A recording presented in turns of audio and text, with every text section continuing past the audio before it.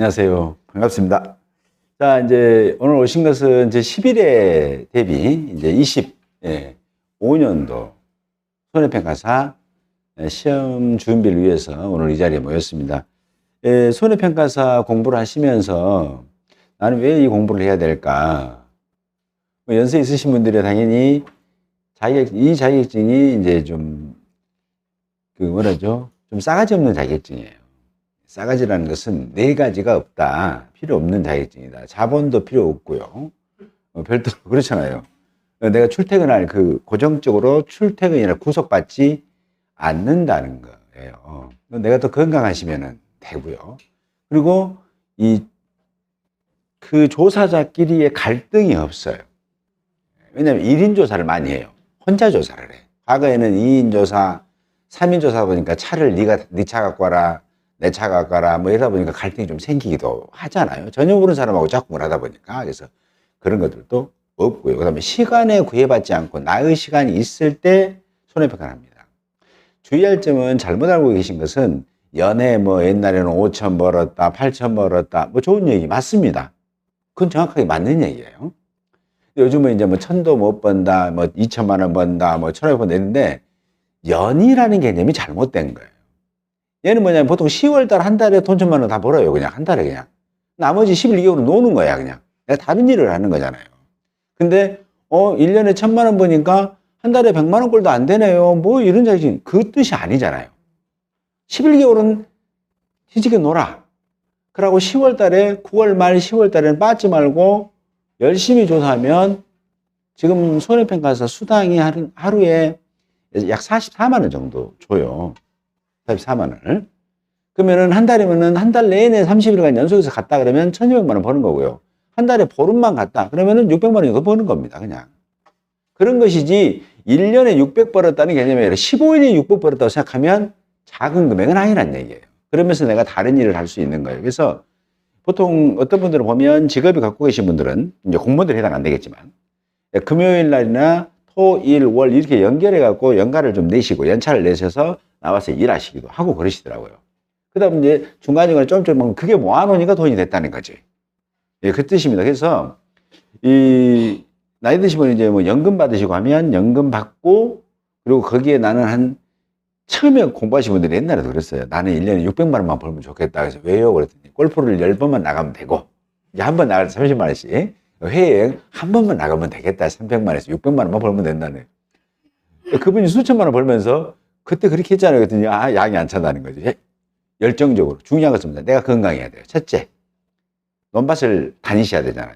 내가 건강해야 되고 둘째는 이제 서로 이 파트너도 잘 만나야 돼요. 왜냐하면 2인 조사 있고 1인 조사 있어요. 지금 저는 1인 조사고 참고로 오늘이 지금 24년 10월 1일입니다.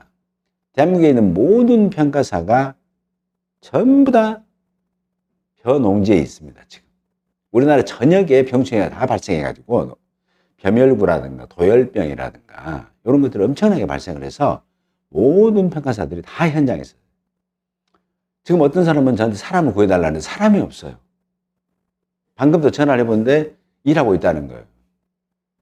이거 뭐냐면 그 시즌에 따라서 태풍이 오든 안 오든 관계없이 벼라는 것은 보상하는, 즉 재해가, 우리는 인간이 보험료면 암 걸리면 진단금 주듯이 얘도 재해가 발생해야 된단 말이에요. 사고가. 이 사고를 재해라고 해요. 근데 자연재해가 발생하거나 그럼 태풍이 온다거나 벼가 쓰러질 수도 있겠죠. 이런 것들. 근데 병충해도 보장해줘요. 벼는. 병충해도 도열병이라든가 벼멸구라든가 이런 것도 다 보장을 해준단 말이에요. 근데 우리나라 전역에 거의 지금 제가 도서적 지금 조사를 해보니까 벼멸구가 많아요. 도열병은 뭐 많이 있습니다. 그럼 그걸로 인해서 수확량이 줄어드는 거거든요. 그래서 다 지금 한 명도 사람을 구하기가 너무 힘들어. 다 현장에 계시니까. 지금 이 시즌이 평가사를 구하기 제일 힘든 시즌입니다. 근데 이때 10월 달에 나는 지금 애기들 방학하기 전에 베트남 놀러 가면은 가격이 싸다 하더라. 지금 놀러 가시잖아요. 그럼 이 돈을 못 버는 거죠. 그러고 나서는 갔다 와고는 일 없어요. 지금들끼리 다 해먹었다. 이건 말이 안 되는 얘기잖아요. 이건 연락이 오면 적극적으로 참여해서 손해평가를 하시고 그리고 나머지 기간에는 공부를 하거나 다른 업을 하시거나 아니면 친구들과 교류를 하시거나 이런 식으로 하시면 괜찮은 직업이지 않을까라는 거예요.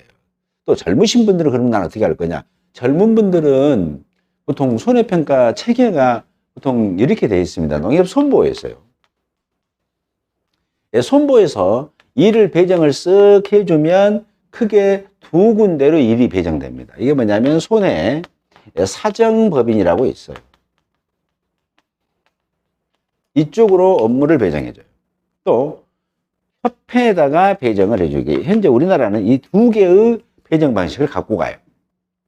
그러면 손보에서 사고가 접수되면 계약자들이 사고가 접수가 되면은 손보 전산회가 입력이 되겠죠. 그럼 이 입력건에 대해서 손보에서 야, 손해사정법인 우리나라에 약 30개, 40개 있습니다. 사정법인에게 일을 너희들 여기 이 지역은 너희들이 좀 처리해 다오. 또 협회가 있습니다. 우리나라 협회가 2개 있습니다. 자, 이게 농재협이라고 해서요. 한국농업재해보험협회라는 곳이 있고요. 저는 여기 소속되어 있습니다. 또 한 군데는 한국손해평가사협회입니다. 줄여서 한손협 하긴 합니다만 이렇게 일이 배정이 되고 있어요. 그럼 여기에 농재협이나 여기에 다 뭐다 평가사들이 배치가 되겠죠. 이렇게. 여기도 마찬가지로 평가사가 배치가 됩니다. 이렇게. 그래서 그러면 일을 배정받으면 손해사정법인에 소속된 평가사에게 배정을 해주게 되는데 중요한 것은 손해사정법인은 다품목을 할 수 있습니다. 이게 뭐 사과라든가 매실이라든가 뭐 자두라든가 벼, 뭐 그다음에 양파, 마늘 뭐 다 거의 대부분의 작물을 다 해요. 근데 손해평가사 협회나 이제 그 농지역 같은 데는 이렇게 소품목까지는 접근이 좀 많이 우리들에게 다 오진 않고 몇몇이만 가고 여기는 주로 대형 품목들입니다. 이게 가입량이 많은 것들이에요. 그게 보통 벼, 그 다음에 마늘, 양파 혹시 아신가요? 벼가 뭔지는 아신가요, 혹시? 왜냐하면 벼가 쌀나무라고 하신 분들이 합격해서 지금은 현장에서 병충해를 구분하면서 손해평가를 끝내주게 잘하고 계시다는 말씀입니다. 왜냐하면 이 손해평가사가 원래 이 손해평가 제도를 만드는 게 2016년도입니다. 제가 이래니까 2015년도에 첫 시험이 있었어요. 1차 시험이 있었는데 2014년도에 우리나라에 대형 태풍이 불어가지고 손해보험, 이 농작물 재해보험의 손해가 손실률이 3,500억이라는 게 발생했어요. 3,500억. 그래서 이제 농림부에서 이거 답답하다 해가지고 보고를 한 과정에서 예비비로 이 3,500억을 손보에다 지원해 줬어요. 왜냐하면 이거 국가사업이기 때문에. 그러면서 야, 이거 손해평가하면서 이게 돈이 3,500억 보험금이 더 나간 거. 즉 원래 총 받은 보험료가 1조다. 그럼 1조에다 3,500억 더 추가해서 나갔다는 얘기잖아요. 그래서 왜 이렇게 됐냐라고 분석을 해보니까 재해가 첫 번째 컸다. 두 번째는 손해평가의 인정평가가 가미되지 않았냐. 인정평가. 그동안은 누가 평가했냐면 손해사정법이라고요. 손해평가인이라는 분들이 계셨습니다. 지역에. 그래서 서로 아는 사람들이 있을 수 있겠죠. 자, 내가 A면에 살아요. A읍에 사는데 가서 손해평가하는데 아는 형님 집이야. 그럼 과일이 100개 떨어졌는데 200개, 300개 떨어진 걸로 해줄 수 있겠죠. 인간이라. 또 이 집도 벼 같더니 수확량이 피해율이 보험금이 10만 원밖에 안 나오는데 20만 원, 30만 원으로 해줄 수도 있겠죠. 사람인지라. 그래서 이게 인정평가도 좀 가미가 돼서 이렇게 손해율이 좀 높은 것 같다라는 그 인식이 지배적이었다고 해요. 제가 들어본 얘기는. 그러다 보니까는 자격증이 없었어요. 그래서 자격증을 부랴부랴 만든 게 유일하게 연초 계획에 의해서 자격증을 만든 게 아니라 해당된 연 중간에 갑자기 공고를 해가지고 만든 자격증이 손해평가사예요. 그만큼 정부 입장에서는 절박했다는 얘기죠. 이 자격증이 빨리 필요하다. 그래서 그때 처음에 할 때는 그러면 벼가 뭐예요? 쌀나무예요? 뭐 이렇게 된 겁니다. 그 말씀 직접 드린 거예요. 그런데 그분들이 지금은 농민들보다 더 많은 병충해를 알고 계시고 더 많은 성도로 작물의 생육 공부도 엄청나게 많이 하셔요. 평가사분들이 거의 지금 우리나라에 6,400명입니다. 여기 평가사 이분들 몇 명이면 6,400명이 합격했어요. 약. 근데 현장에 뛰고 계신 분들이 지금 현장에 뛰려면 손해사정법인에 소속돼 있어야 되거나 협회에 소속돼 있는 평가사들만 손해평가를 할 수 있습니다. 그리고 나머지는 뭐냐면 공직자라든가 기관에 계시거나 이런 분들은 뭐냐면 노후용으로 퇴직하면 뭐 할 거야 그러잖아요. 그러다 보니까 따서 장롱에 넣어놓는 게 일부 있어요. 그래서 지금 필드에서 지금 나가서 하신 분들이 거의 한 5천 명 정도는 지금 나가 계셔요. 양협회가 약 4천 명 계십니다. 그리고 법인회가 한 1,000여 명 정도 계신다. 이렇게 지금 보시면 돼요. 그럼 나머지 이제 1,400명마다 현직 직업을 갖고 계시다 보니까 특히 공무원들은 못 하시잖아요. 왜냐하면 공무원은 영리 업무, 겸직, 금지, 의무라는 게 있어요. 이 위반하면 징계 먹습니다. 이게 재직하는 동안에 다 이 공무원 봉급 외에 다른 걸로 돈 벌어먹지 말라는 얘기예요. 그래서 그거 못하게 하다 보니까 요게 이제 지금 1,400명 정도는 뭐다 실질적으로 일을 못 하신 분이에요. 아예 일이 없어서 못 하는 게 아니에요. 근데 지금 현재 이 모든 분들이 단 1명도 채널에 보면 다 너네가 있어. 근데 딴 데서는 우리 사람 부족하니까 좀 이제 교수님 사람 많이 아니까 좀 소개 좀 해줘. 소개가 돼야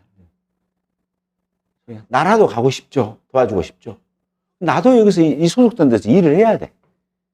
저도 왜냐하면 일이 안 나오면 안 나온다고 또 뭐라 하거든요. 이 바쁜 시즌에 와서 일을 해주셔야지 이런다고 안 하고 저런다고 하고 그러면 되겠냐 뭐 이런 게 지금 있어요. 그래서 지금 이 9월 말에서 10월 9월 하순부터 10월 중순까지는요 평가사가 너무 귀합니다. 그게 약 한 달 정도 돼요. 근데 그 시즌을 놓치시면 이제 뜸해. 양파 마늘 하면은 이제 순수해서 한 일주일 참여하거나 뭐 4, 5일 참여하거나 이제 봄철에 5월, 6월 달에 마늘 뭐 정도 참석하고 그런 거예요. 근데 아까 끊었는데 젊으신 분들은 어쩌냐면 나는 젊어서 1,000만 원 그러면 나는 안 한다. 그럴 수도 있겠잖아요. 그때 젊은 분들은 보통 뭐냐면 여기에 많이 취업을 하십니다. 이 손해사정법인은 회사예요. 회사. 근데 1년 내내 출근하진 않아요. 이분들은. 여기도 1년 내내 출근해 2일 1시대만 가잖아요. 여기도 2일 1시대만 가는데 2일 약 여기가 좀 더 많아. 그리고 이 손해평가사에는 또 다른 체계가 뭐가 있냐면은 현장에서 손해평가를 하는데 이게 뭐냐면 구역 담당자라는 제도가 있어요. 구역 담당. 이 구역 담당자는 뭐 어떤 일을 하냐면 이 사람은 어느 한 지역에 총 책임을 지고 있어요. 지역에. 그래서 당신은 무슨 시, 무슨 군을, 당신은 무슨 품목에 대해서는 당신은 총괄, 손보를 대신해서 좀 관리 좀 해줘. 그럼 관리하면 그 지역에서 뭐다? 이 계약자만 과손 있으면 과손. 냉해가 피해 있다. 기온이 봄철에 떨어졌다 하면 한번 새벽에 나와서 둘러보고, 오후에 둘러보고. 그 다음에 거기에 조사를 참여하는, 조사자를 관리하는 역할을 하는 거예요. 근데 이 구역 담당자가 지금 몇 명 있냐면 우리나라에 약 70명 있어요. 봐보세요. 6,400명 중에 70명이면은 몇 프로? 1%합니다. 1%. 여길 돼야지. 나는 젊으니까. 그럼 이분들은 뭐냐면 출근일이 많아. 출근일이. 대신에 여기에 소속돼서 일을 하게 되면 뭐다? 보람도 느끼고 또 다른 평가사보다 월등한 수입 보통 한 5천에서 한 6, 7천 정도는 다 버시더라고요. 왜냐면 이게 직업이니까 이 사람은 이제. 우리는 여기 직업이 아니잖아요. 그러니까 여기 협회에서도 많이 버시면 4천, 5천 버시는 분도 있어요. 왜냐면 여기 또 협회 내에는 또 팀장, 뭐 지회장, 그 지회장이 있고 팀장이 있습니다. 이 팀장은 양 협회마다 약 한 30명에서 40명이 있어요. 그럼 이 사람들은 뭐다? 또 자기 회원, 이 팀원 관리를 해야 되잖아요. 다른 사람들 일 이렇게 들어오면은 제가 아까 1,000만 원 얘기하는 것은 뭐냐면 그냥 무심하게 협회에서 연락 오면 가고 이런 정도고 여기 리더 그룹으로 들어가게 되면 아무래도 수입이 더 많아질 수밖에 없겠죠. 그것은 당연히. 왜냐하면 떡을 만지는데 자꾸 만지면 손해가 뭐가 묻어요? 그렇죠. 고물이 많이 묻게 돼 있지. 그러잖아요. 그래서 완장을 차면 아무래도 떡을 쪼개주다 보니까 본의 아니게 남은 부분도 있고 또 고물도 묻은 부분도 있고 뭐 그럴 수 있다. 뭐 이런 개념으로 보셔도 뭐 무리는 없을 것 같아요. 그래서 어느 분이 전화를 했어요. 1년에 1,000만 원이면 사실은 그냥 선생님 말씀 잘못하십니다. 1년에 1,000만 원이라고 제가 한 적이 없습니다. 한 달에 1,200만 원이 될 수도 있고, 한 달에 500만 원이 될 수도 있고, 그건 아무도 모르는 일이다. 한 달에 0원이 될 수도 있는 것인데, 본인이 일한 날에 해당되는 금액을 누적 해보니까 그 금액이니까, 나머지 기간에는 전부 다 자유시간이잖아요. 1년에 1,000만 원, 한 달에 100만 원가 매일 출근해갖고 한 달에 100만 원 얘기잖아요. 매일. 근데 얘는 매일 출근 안 해. 한 달에 100만 원 보고 싶으면 한 달에 2번 반만 출근하면 된다는 얘기잖아요. 그러겠죠? 하루에 40만 원이라면. 40만 원이라면 한 달에 2.5일만 출근해갖고 100만 원 번다면 그런 직장이 어디 있다고 대한민국에. 그건 무서운 얘기죠. 나머지는 다 쉬잖아. 28일은 쉬어. 그래서 그 개념으로 공부를 하시는 건 나쁘지 않겠다는 개념입니다. 그래서 이제 공부하시라고 이 말씀을 드린 거고요. 젊으신 분들은 저는 얘를 선호해 드려요. 또 여기에다가 또 뭐가 있냐면 검증반이라는 게 있어요. 여러분 이제 진로가 검증조사반이라고 해서 이 검증조사는 뭐냐면 감사자 같은 개념이에요. 우리 평가에서 저도 검증반 했습니다, 작년에. 우리 김우승 교수님도 검증반 하셨고. 근데 이분들은 무슨 역할을 하냐면 여러분들 평가사들이 현장을 조사하잖아요. 그럼 뒤에 따라붙어. 그리고 이분들이 평가했던 것을 갖다가 현장 가서 확인해 보는 거예요. 공정하게 평가했냐. 이 검증이라는 제도가 없어보면 어떻게 되겠어요? 나 마음대로 주고 싶죠. 저 아는 사람이 웜이 형님. 뭐야, 과일이 몇 개 안 떨어졌다 보니 무엇이 안 떨어져서라. 싹 떨어져 붙구만. 이럴 수 있겠죠. 그럴 수 있단 말이에요. 그래서 항상 검증은 매년 해요. 그래서 검증반에 이제 가면 이분들도 수입이 솔솔해요. 대신 고생을 하지만.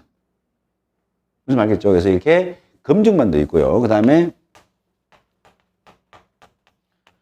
농금원이라고 줄이면 농업정책보험금융원이라는 데가 있어요.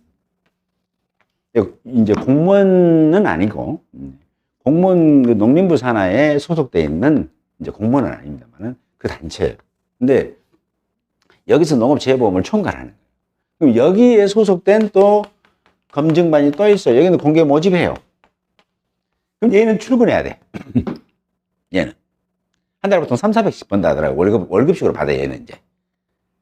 대신 이제 8개월 계약. 이런 식이니까. 38은, 38 입장에 한 3,000만 원, 4,000만 원, 48, 32? 하면 한 3,000만 원 정도 1년에 8개월 정도 근무하고. 이런 식으로 하더라고요. 근데 이 집은 이제 주로 이제 기획이라든가, 그 다음에 현장 가서 조사하거나 이런 역할을 많이 하고요. 검증조사반은 현장 조사만 합니다. 계획업만 하지 않아요. 이게 이제 나 아이디어 좋고 나 계획 좋아하는 사람 있잖아요. 그런 사람은 자, 검증을 어떤 식으로 방법을 할까, 어느 지역을 할까 분석을 해서 그런 일들을 하는 분들이에요. 이런 식으로 이제 우리 손해평가사의 진로가 갈수록 많이 늘어나고 있습니다. 앞으로 저는 개인적인 사견입니다만 여러분들 그동안 병원에 누워 계시면 교통사고 있으면 손해사정사들을 선임해가지고 보험회사하고 싸우기도 하죠. 보험회사에서 500만 원 자, 합의금 하겠으면 뭔 소리요? 나는 앞으로 이제 뭐 몇 달 동안 일도 못 하는데 그러면은 우리가 뭐 손해사정법인 사정사한테 연락을 해가지고 내 대신 네가 보험회사하고 싸우다고 네가 보험이 더 잘하니까라는 거죠. 대신 수수료 내가 총 받은 거 그 사람들 그래요. 통장에 입금된 건데 15% 주세요. 제가 해결해 보랍니다. 이렇게 하잖아요. 그럼 이제 1,000만 원, 500만 원 받는데 1,500 받아준다는 거죠. 그러면 1,500에 15% 가져가요. 그럼 대신 나는 원래 그대로 합의했으면 500만 원 받을 건데 1,500에 15%는 1,350만 원을 받잖아요. 이런 식으로. 그런 역할이 우리 손해평가사들이 있어요. 왜냐하면 농민 입장에서는 재해가 발생했어요. 근데 난 진짜 피해 입었는데 보상하는 재해 여부를 구분하는 거예요. 재해라는 게 자연재해, 조세, 화재의 개념이란 말이에요. 근데 이 자연재해는 발생했다는 거죠. 근데 이 자연재해가 맞냐 틀리냐를 따져보는 거 있죠. 이런 것도 쉽게 말하면 무화과 혹시 아시는 무화과 김현자 씨가 부르는 김현자 씨가 부릅니까? 하여튼 무화과 그늘 아래서 뭔 일이 있었다는 거잖아요 지금. 그렇죠? 그 무화과도요. 가을에 8월달, 9월달에 태풍 불면 원래는 보험금을 주기 위해서는 그 무화과의 결과지가 부러져야 돼요. 그럼 몇 개 부러졌냐로 피해율을 계산하는 거예요 우리가. 근데 그 무화과가 달려있는 과일이 무화과예요. 근데 그 과일 결과지라는 뜻이 뭐냐면 매질결 열매과 매질결 열매과 과일이 열린 가지, 과일이 붙어있는 가지를 결과지라고 불러요. 결과 모지는 과일이 붙어있는 가지들의 엄마. 여기에가 과일이 달려있잖아요, 직접. 그럼 얘 이름이 뭐예요? 결과지라고 불러요. 매질결 열매과. 과일이 직접 달려있죠, 이게. 결과지. 그럼 이 결과지들이 이렇게 쓰면 이런 결과지들이 많겠죠, 이렇게. 그럼 이 가지를 뭐라 하냐면 결과지보다 1년 더 무거워서 결과모지라고 하는 거예요. 예, 엄마 가지라고, 엄마 가지라고. 왜냐하면 자식들이 있잖아요. 자식들이 다 여기에서 지금 다 달라붙었고 있잖아요. 요즘 자식들이 보통 캥거루, 뭐 기생충 자식 많잖아요. 여기다 붙어있는 거. 결과 모지라고 하는 거예요. 근데 이 무화과는요, 8월달에 태풍 오면 얘가 부러져야 돼요, 이게. 부러져야 되는데, 안 부러지거든요. 부들부들해, 결과지가. 근데 이 태풍 오면 여기에가, 이 결과지는, 이 무화과는요, 재밌는 게 이파리 하나에 밑에가 무화과 하나 붙어 있어요. 그래서 보통 입수 알면 앞으로 뭐 나올 무화과 수가 몇 개다는 걸 계산해요. 그래서 무화과는 계속 생깁니다. 계속 10월달에 따요. 근데 바람이 불면 이 결과지는 안 부러지는데, 얘들이 흔들리면서 이파리가 까실까실 하잖아요. 예, 5손이, 입이 이게 3손 3개로 되어 있는 거예요. 입이 3개로 이렇게 되어 있는 무화과도 있고, 이파리가 5개도 있는 거 있는데, 얘네들이 불면 여기가 까실까실해요. 꼭꼭 호박잎보다 더 까실까실해. 그게 얘네들이 무화과 부드러워요? 아니면 딱딱해요? 부드럽잖아요. 손으로 만지면 톡 물러지고, 그죠? 그 다음에 얘네들이 스치겠죠. 이렇게 바람 불면서. 그럼 얘가 상처에 있잖아요. 그럼 이 나무가 지금 과일에 달려있어요? 떨어져 있어요? 달려있죠. 이 달려있는 과일을 뭐라 하냐? 착과라고 그래. 착과. 붙을 착. 열매과. 달려있는, 얘 이름이 뭐라고? 무화과인데, 달려있는 상태라 착과. 붙을 착. 열매과. 착과가 이 이파리가 이 착과를 쳐가지고, 이 달려있는 게 껍질이 살짝 상처를 입을 수 있겠죠. 아주 부드럽기 때문에. 근데 보험회사에서는 야, 이것은 착과피 아니다. 달려있는 과일 피 안 입었다. 부러져야 된다. 무슨 소리? 이렇게 해줘. 그러면 농민들은 이걸 모르니까 안 된다고. 아, 그래요? 안 돼요? 알았어요. 그러고 말겠잖아요. 은명이 그나저나 무화과는 하나도 못하고 다 팔도 못하고 나는 이제 올해는 손뼉 치겠네. 뭐 이런 거잖아요. 그때 누군가 호연이 나타나는데 누가 나타난다고요? 그렇지. 농민이 전화기를 들죠. 전화기를 들어서 나 이만저만 한데 이거 맞아요. 보험회사는 안 된다는데 그래라. 내가 한번 가볼래요. 내가 갑시다. 그래서 여기서 보호상금 나온 거대 몇 프로나 주셔야 됩니다. 뭐 이런 거잖아요. 나도 공짜는 아니니까. 그런 업이 생길 수 있다 없다? 있다라는 거예요.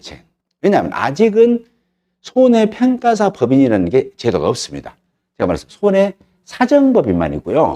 손해평가사 자격증으로 법인을 설립하는 규정은 아직은 없어요. 다만 앞으로 2년 후면 25, 26, 11회, 12회까지 하면 제 개인적으로 사견으로는 10,000명의 평가사가 배출이 될 거예요. 총 누적해서. 지금 6,400명인데 올해 9회, 10회 때 평가사 한 1,000명, 1,200 한다 하잖아요. 앞으로 2년 11회, 12회 하면은 10,000명 돼버려요. 10,000명의 시대가 도래하면 그때는 뭐냐면 능력제가 되는 거예요. 나 잘한다. 그러면 당연히 대접받고 나 못한다. 당연히 오그라지겠죠. 오그라진다는 건 뭐예요? 좀 돈을 못 벌고 좀 눈치 보면서 산다는 얘기. 좀 인생이 뭐 그렇게 사는 거 아닙니까? 그런 거 그러려면 뭐예요? 공부를 되게 열심히 하면 돼. 약관 보고 관계 법령 보고 평가사들의 거의 한 6, 70% 이상은요. 방송통신대학교 농학과 출신입니다. 이 자격증을 따잖아요. 그럼 작물에 대해서 알고 싶은 거예요. 매일 가서 보니까 야, 이 고추는 병이 왜 생기냐? 알아야 되잖아요. 그래야 계약자분하고 대화를 하니까. 농학과 공부를 해요. 저도 농대 나왔습니다. 왜냐면 궁금하잖아요. 궁금해. 이것을 보험금을 주고 안 주고를 떠나서 이 병이 병반이 세균성 전문이병이다. 고추다. 바이러스병이다. 이거 왜 발생하고 어떤 병증의 상태를 보이는지 궁금하잖아요. 그러니까 아까 그랬잖아요. 남은 시간이 많다고. 평가사들이. 많으니까 대학 다니는 거예요. 통대를. 과거에는요. 제가 이래니까 내역을 쫙 알잖아요. 옛날 5, 6년, 6, 7년 전에는요. 평가사들이 돈을 벌고 겨울 11월 달 되면은 거의 11월, 12월 달에 전화해보면 다 외국가 있습니다. 그래서 보름 한 달씩 골프 치고 있어. 그러고 딱 봄 되면 쓱 와갖고 이제 야, 올해 또, 복숭아. 복숭아 피해 사실 조사. 복숭아 꽃이 얼마나 이뻐요. 현장 나갈 준비 쓱 하고. 뭐 겨울에는 가서 몸 만들어 갖고 오는 거예요. 이제. 그런 시절도 있었습니다. 근데 지금은 뭐다? 그때는 뭐다? 평가사가 적었기 때문에. 일은 있고 투입할 사람이 적다 보니까 그 사람은 1년에 일하는 기간이 많아질 수밖에 없겠죠. 그잖아요. 근데 지금은 이제 사람은 많아. 그런데 이 시즌 때, 벼 시즌 때는 사람이 너무 없어. 근데 이때 놓치면은 안 돼요. 그리고 직업으로 가실 분들은 구역 담당자라든가, 그 다음에 농구먼에 취업하셔도 좋아요. 그리고 제가 2년 후 되면 농민들이 불이익 받는 것들을 내가 진짜로 이 농협 재보험에 약관을 내가 빠져나가게 한다. 어차피 약관으로 보험계약을 했기 때문에 약관대로 보상을 해줘야 되거든요. 그러면 내 개인 법인 하나 차리고 또 협회에도 소속되면 되잖아요. 협회에서 일을 하라 하면 하고 또 개인 거는 개인 건대로 내가 처리를 해주면 돼. 농민들한테 홍보해서 명함 돌리고 해가지고. 보통 지역에 있는 손해사정사들 이분들이 그 병원 뒤에다가 손해사정사 혹시 간판 혹시 보셨나요? 병원 뒤에 보면. 예, 그걸 뭐냐면 독사라고 독사. 예, 독사가 뱀 독사가 아니고 독립손해사정사라 해서 독사라고 합니다. 그것처럼 우리도 독사가 되는 거예요. 독립손해평가사 개념이에요. 연락 오면 그거 법령 연찬하고 약관 분석하고 현장 상태 보고 사진 찍어서 청구할 때 자 이거 반영해서 조사해 달라 라고 할 수 있겠죠. 이런 역할이 앞으로 필요하다. 지금까지는 농민들이 불이익하게 우리가 조사를 불이익하게 조사했어도 어디다 항변할 권한이 딱 하나밖에 없었어요. 손해평가사가 손해평가를 하고 그 설명하고 통지를 해준 날로부터 7일 이내에 너희들이 조사 잘못했다는 자료를 입증해서 보험회사에 다시 청구하면 다른 평가반이 조사해주는 걸로 끝나는 거예요. 그걸로. 얼마나 계약자들이 지금 불리한 위치에 있는 걸 아시겠잖아요. 그건 앞으로는 좀 개선해 나가야 된다는 거예요.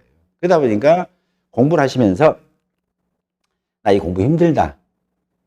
물론 저하고 이제 내년 이제 8월 또 9월 초까지 열심히 이제 달리셔야 되겠지만 힘들다면 좀 먼 미래를 좀 보시고 그리고 지치지 마시고 공부를 하시면 되고 오늘 이제 뭐 결합적으로 손해평가사가 도대체 뭐 하는 사람이냐 좀 알아봤고요.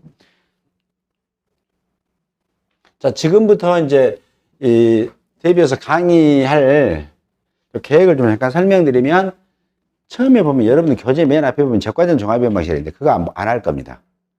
그게 너무 중요해요. 사실은 중요한데 너무 어려워. 그래서 안 할 거예요. 그거는 나중에. 지금 뭐가 하냐면 여러분들이 가장 익숙한 아침에도 접했던 밥 드시고 오셨나요? 그게 쌀.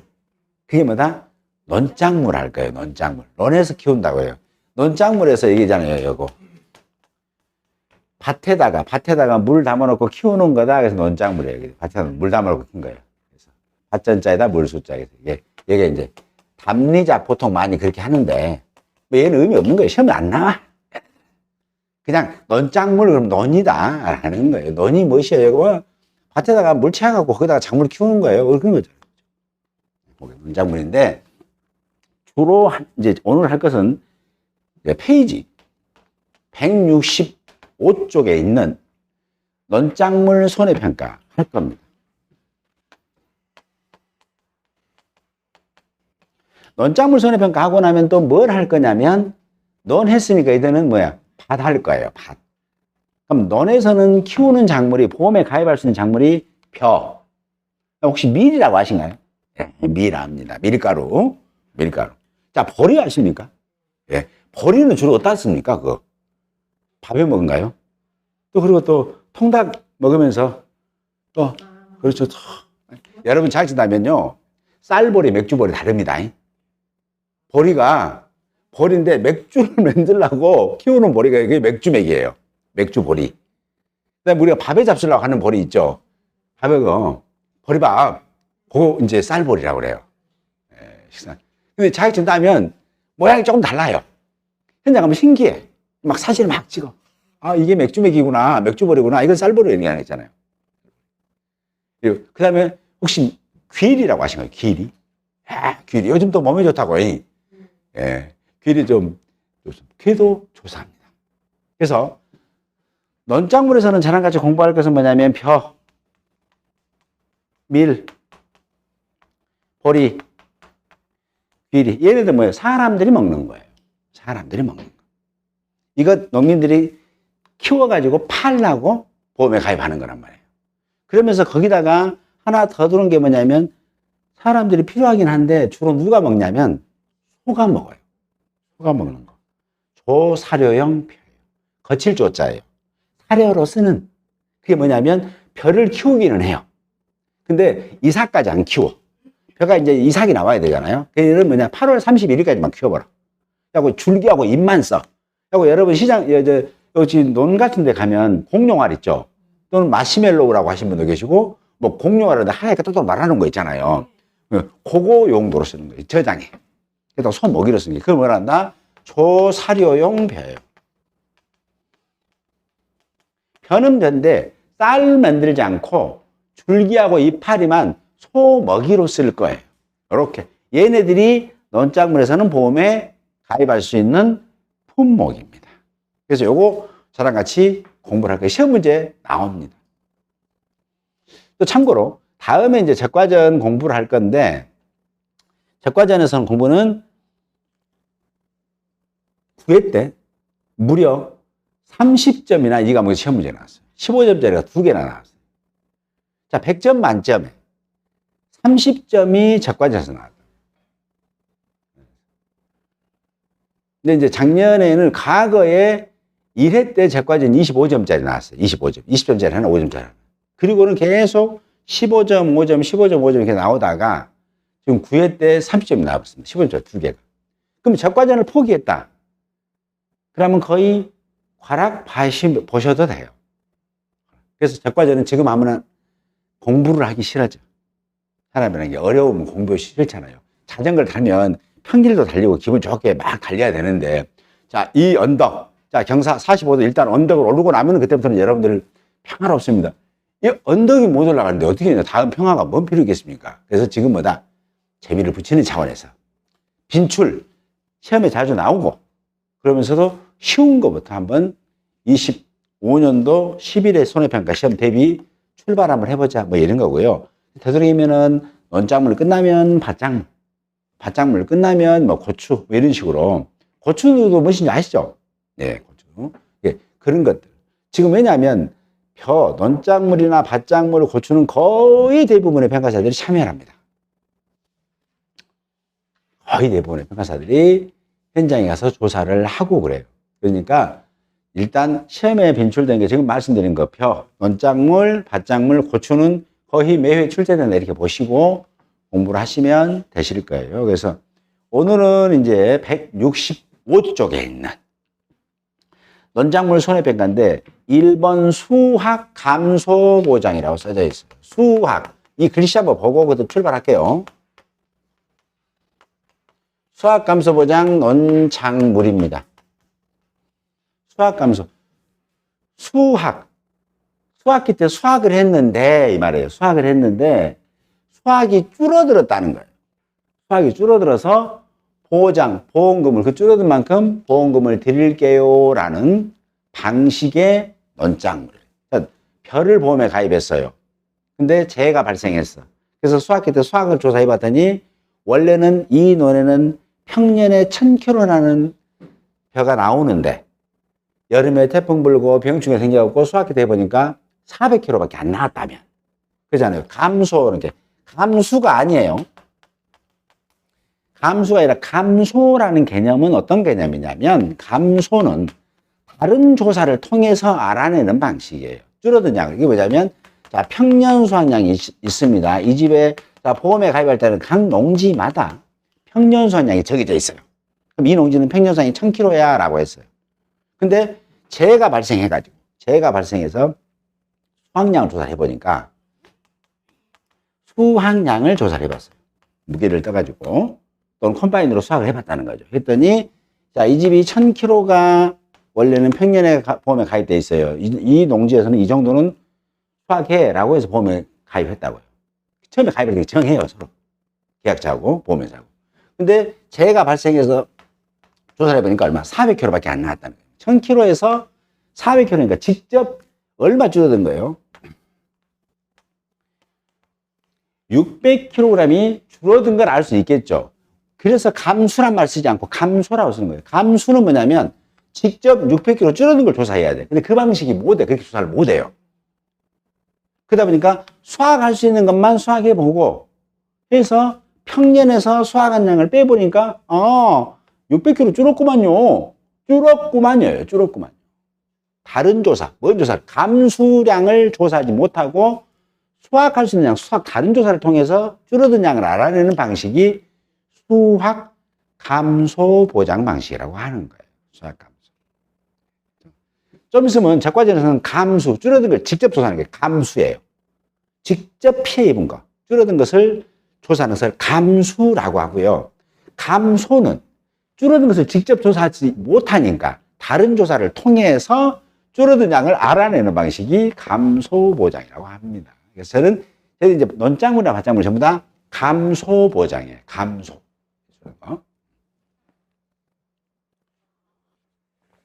자, 그러면 벼 한번 볼게요. 벼에서 보험금은 자, 논작물에서 간단하게 이제 지급하는 보험금이 어떤 건지는 알게 뭐 깊이 들어가지 않을 거예요. 편하게. 지급보험금 종류가 있습니다. 자, 보험 넣으면, 자, 여러분, 우리 보험 혹시 암보험 넣어보셨나요? 그죠? 실손보험 넣어보셨나요? 있잖아요. 이게 똑같아요. 자, 암 걸리면 얼마 줍니다. 그죠? 교통사고에서 입원하면 일당 2만 원 줍니다. 있잖아요. 그죠? 그런 식으로. 또, 항암 치료받으면 치료비 얼마 줍니다. 뭐 이런 것들 있잖아요. 이런 식으로 얘네들도 지급하는 보험금 종류가 꽤 많아요. 그래서, 이렇게 봅니다. 5가지가 되는데, 이양, 벼만 주는 게 있어요. 이양을 뭐라고 하냐면, 벼 할 때, 모내기라고 생각하시면 돼요. 모내기. 자, 모내기. 또는 지금은 기술이 발달해서 인력이 없잖아요. 그래서 모내기는 씨앗을, 싹을 틔워가지고 밭에다가, 논에다가 심는 거잖아요. 이양기 통해서. 그게 모내기였잖아요. 근데 요즘은 싹만 틔워가지고 이 어린 모를 키우지 않고 그 싹 틔운 걸 논에다 바로 뿌려버리는 게 있어요. 그게 뭐라냐? 직파라고 해요. 직접 파죠. 직접 논에다가 벽씨를 뿌려버리는 걸 직파. 얘는 뭐예요? 모내기, 싹을 우리 집 비닐하우스 속에서 모판에다가 모를 키워갖고 이만큼 키워가지고 그걸 갖다가 모내기를 하는 걸 이양이라고 해요. 근데 이양이나 직파를 못했다니, 불능은 뭐예요? 할 수 없을 때. 이때 지급하는 보험금이 있어요. 이양, 직파, 불능 보험금. 그러면 우리는 시험 문제에서 뭘 기억해야 되냐면, 이양, 직파, 불능 보험금은 벼만 줍니다. 여기서 밀보리, 귤이 있는데 밀보리, 귤은 안 줍니다. 해당 안 됩니다. 벼만 해당됩니다. 이렇게 기억하시면 돼요. 벼만. 그러면 언제까지냐? 이거 좀 더 공부할 건데 언제까지냐면 7월 31일까지예요. 우리나라는요, 벼는요, 1조량이라는 게 1조. 햇볕의 쪼임. 양이 있는데 그 일정 부분 햇볕을 쪼이지 못하면 뭐다? 이삭은 나와도 알곡이 자라진 않아요. 그래서 10월 달에 수확하려면 아직도 파릇파릇해. 그래서 수확할 수가 없을 정도 돼버린다고요. 그래서 우리나라의 이양 한계일이 7월 31일이에요. 자, 보험은 가입했어요. 그러니까 벼는요, 결국 뭐예요? 벼가 없는 상태에서도 보험에 가입돼요. 벼가 없어. 논만 있으면 돼. 근데 벼를 안 심어도 보험 가입해 준다고요. 안 심어도. 안 심고, 자, 나는 모내기를 5월 20일 날 하란다. 근데 보험 가입은 5월 1일 날 해놓을 수도 있어요. 그럼 다 받아줘요. 그랬는데 5월 20일 하려고 했는데 뭐다 가물 수 있겠죠. 자, 논가리하고 막 논둑정리 로타리 치고 수평 맞춰야 되니까. 시골에 가면 봄철에 그 로타리 치죠, 논에서. 그 이유는 뭐예요? 물을 채우려니까 수평을 맞춰줘야 되잖아요. 그러니까 다 물이 10cm 정도 모든 논에가 10cm 다 골고루 차게 만들어야 되잖아요. 근데 중간에는 풍 빠져보면 여기는 30cm 물이 깊이가 있고 여기는 흙이 많아지고 그럼 뭐다? 모내기가 안 되겠잖아요. 그래서 그 수평 맞추려고 로타리, 논을 간답니다. 하고 또 논둑도 정리해 주는 거예요. 왜 논둑 정리? 농둑이 지난 겨울에 그 안에 뭐이다? 벌레들이 숨어 살겠죠. 그래서 논둑도 피고, 그러고 위아래, 윗집 논하고 아랫집 논에는 논두렁이라는 게 있어요. 논두렁. 사람이 지나다니는 거. 거기가 이 짱어는 아니고, 이제 이 시장에 가면은 드렁이라는 거 있어요. 드렁이라는 거. 거기도 구멍을 잘 파요, 걔네들이. 그러니까 뭐다? 윗집 물이 내 논으로 와올 수 있겠죠. 그래서 그런 것들을 아버지가 이제 시골에 가서 담배 쫙 물면서 그냥 막 치는 거예요. 그럼 윗집 물에 아랫집으로 못 오고, 우리 것도 아랫집으로 못 가게 하는 거겠죠. 그래서 물을 잘 가두기 위해서 논둑 정리도 하고, 또 비료도 뿌려야 된다고요. 미리 뿌려요. 그래야 뭐냐게 하면 얘네들 싹 왔다, 이거 맛있는 데네. 그러면서 막 잘 클 거 아니에요. 그러면서 벼 외에 다른 잡초들은 잘하지 말아라, 싹 죽여버리라는 게 제초제도 살포예요. 준비 딱 해놨어. 그렇게 해놨는데 비가 안 온 거야. 비가. 근데 이게 7월 30일까지 안 와버렸어. 그런 게 있죠. 네, 가뭄이 막 2달, 3달 가잖아요.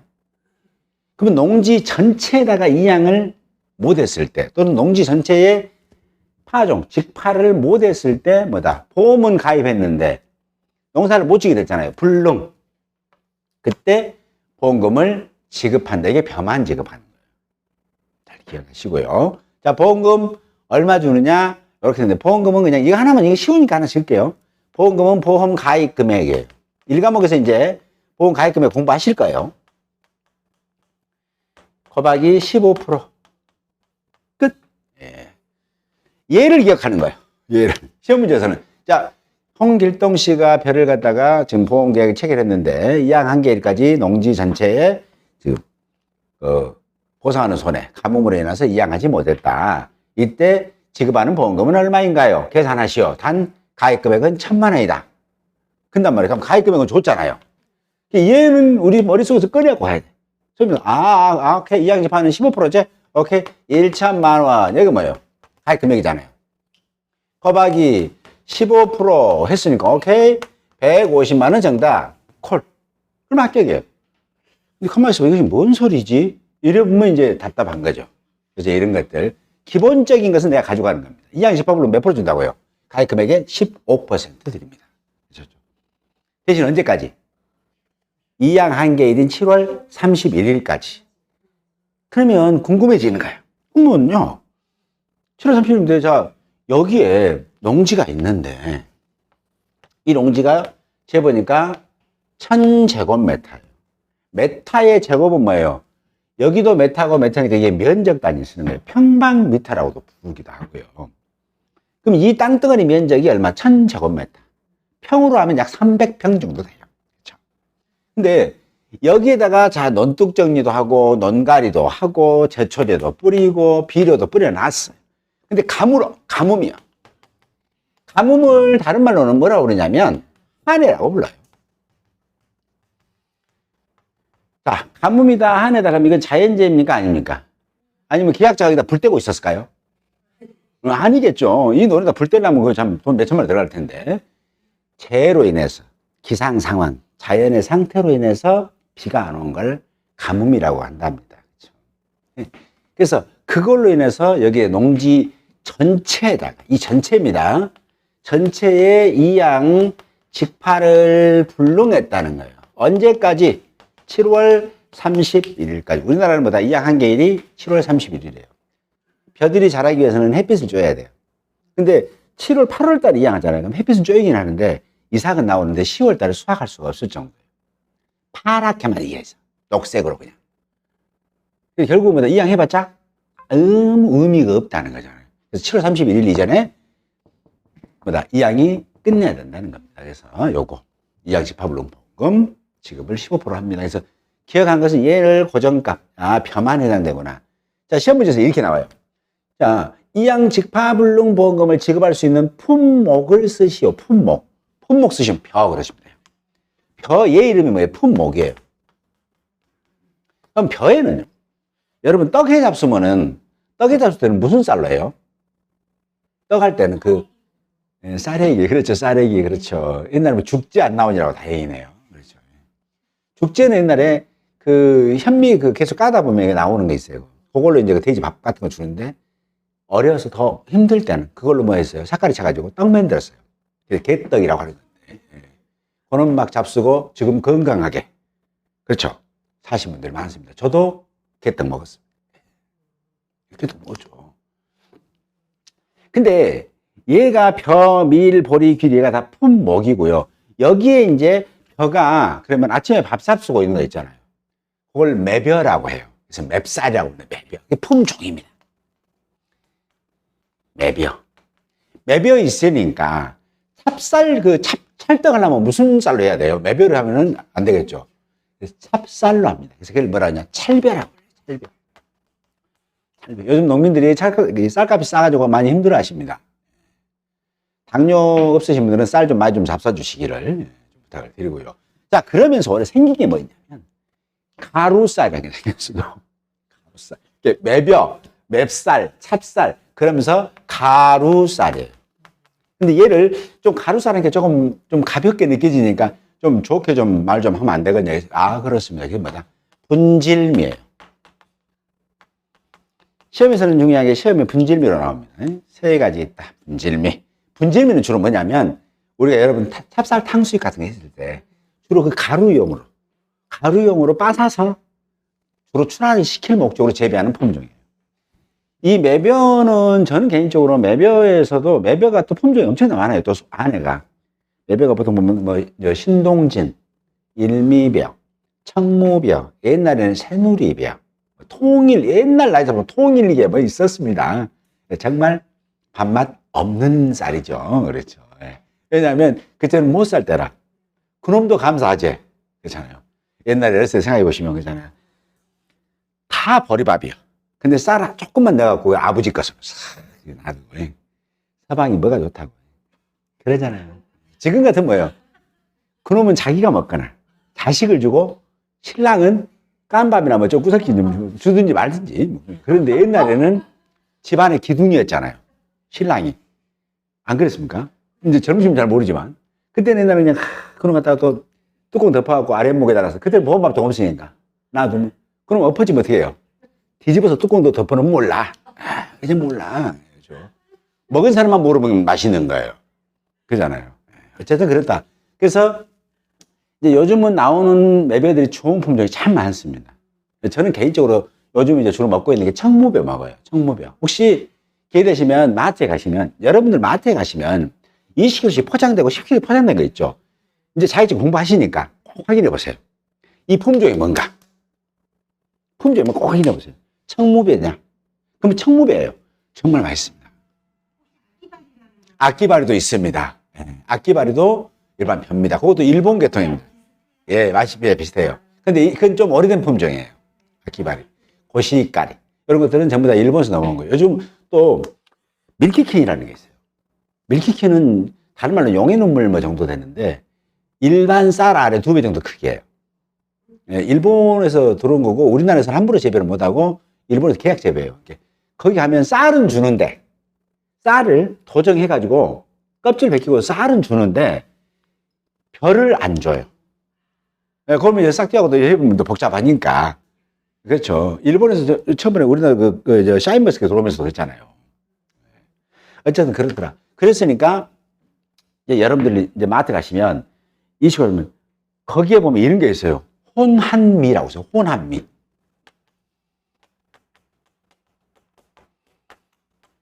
혼한미. 이 혼한미라는 품종은 없습니다. 이 말은 뭐냐면 자, 1등급, 자, 표도 등급이 있잖아요. 1등급, 2등급, 3등급 등에 뭐 여러 번 쓱 뭐하고 방아 찐 거예요. 그냥 그 호남이라는 품종. 호남이라는 품종도 있는데 그 품종이 아니고 이것저것 아무것도 차자는 뭐 이거 있잖아요. 뭐 노래에서 이것저것 아무것도 없이 이런 그런 개념으로 그냥 보시고 거의 대부분 호남입니다. 근데 되도록이면 시골 지역, 군 지역의 하나로마트 같은 데 가면 그 지역의 특산 그 품종의 벼들을 4kg씩 이렇게 팔아요. 그거 이제 그때 여행 가실 때에 한 봉지 사서 많이 사지 마세요.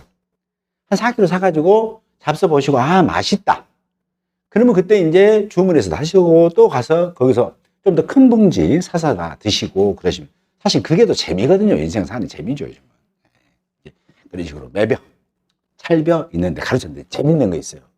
얘네들은요, 저장을 하잖아요. 장기 보관이에요. 1년, 2년 막 보관해야 한단 말이에요.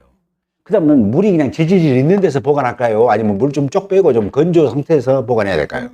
건조를 해야 돼요. 건조를.